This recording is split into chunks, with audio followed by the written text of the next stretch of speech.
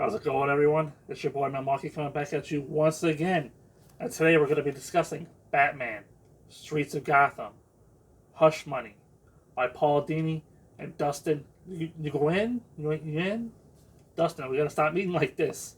Sorry about the mispronunciation. Story starts off, Hush going to the bridge where his father died, where he orchestrated the death of his father. He decides to take a header right off the bridge because, after the end of the Heart of Hush storyline where Catwoman stole all his money, he he got nothing left to live for, right? So he decides to take a swim, and he survives, and he gets fished out of the river by a couple of fishermen. And as they're, helping him get back on his feet, they're like, hey, I know this guy. Where have I seen this guy before? And it turns out that he's Bruce Wayne. Because if we recall, he got the cosmetic surgery to look like Bruce Wayne. But he wasn't able to fool the Bat family. They would be able to tell that it wasn't the actual Bruce. But the public of Gotham, they don't know that. They don't know the real Bruce from a fake Bruce. All they see is the face.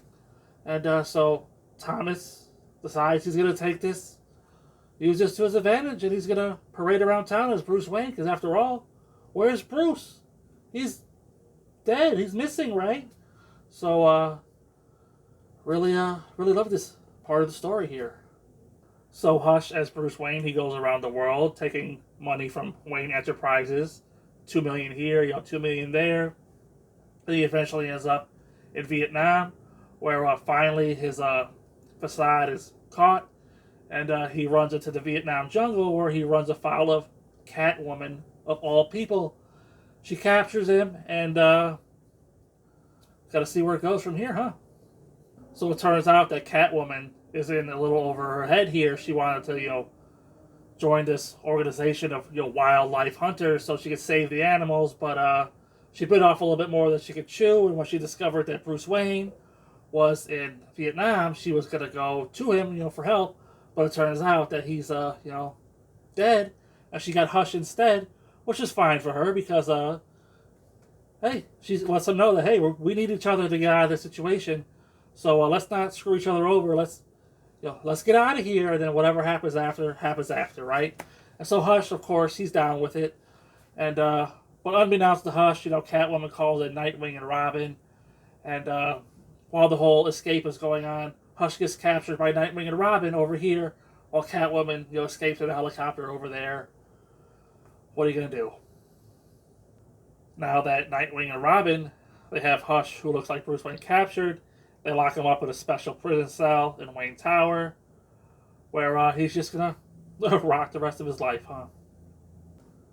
Fireflies are going around town, injecting people with a little micro machine or whatever that causes them to, spontaneously combust at certain points all over the city of Gotham. So Gotham City is burning, and so, Nightwing now is Batman. He has to go out there with Robin, Damian Wayne, and take on the Firefly. And Black Mask gets involved, and Victor Zsasz, the serial killer.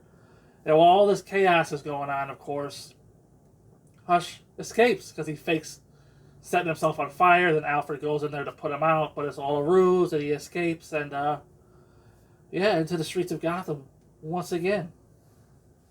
Needless to say, Batman and Robin, they catch back up with Hush, and Dick has an idea. He says, with Bruce being gone, we need a Bruce Wayne, a public face of Bruce Wayne, for Wayne Enterprises and Wayne Tech and all this stuff. So he decides that he's going to let Hush continue being Bruce Wayne while Dick is Batman, but he's going to have one of his network members at Hush's side the whole time, making sure that Hush doesn't overspend or make, bad decisions for Wayne Tech.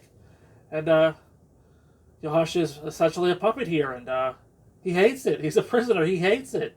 But what can he do? Nothing. He's trapped. The final issue of this volume deals with somebody called the Broker, who I'm not even going to get into it. I don't really care. I liked the Broker back in the day when I first read this. But with this reread, I'm really only focusing on the Hush stuff, and we don't see Hush again until, I think, House of Hush or something coming up. So, yeah. As far as what I liked about the trade, I really like, again, the Hush stuff. I thought it was a little strange. Catwoman just happened to be in Vietnam, but they gave her a good backstory for why she was there, so it worked out in the end. And of course, the history with Hush and Catwoman, with him taking out her heart and stuff. You really played into that. Uh, this is like the second part of like a Hush trilogy. You had Heart of Hush, then we have Hush Money here. I believe House of Hush comes up a little bit later down the line. So I'm really following the Hush stuff, if you couldn't tell. But because this is a start of a new series, the Streets of Gotham series, which I'm not really going to be reading much of on this reread, all the stuff with Black Mask and Victor Zsasz and the Broker, it kind of takes this volume down a little bit. It's not bad stuff, but if it wasn't directly connected to the Hush storyline that I'm following, then it was just kind of there. So I'm going to go ahead and give Batman Streets of Gotham, Hush Money, I'm going to give it a 3 out of 5, Mostly enjoyable. Well, I guess enjoyable the whole way, but just not for the purposes of this review. I'm not going to continue on with the series until Hush shows back up again.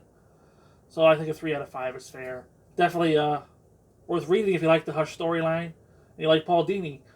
But for me, on this reread, 3 out of 5.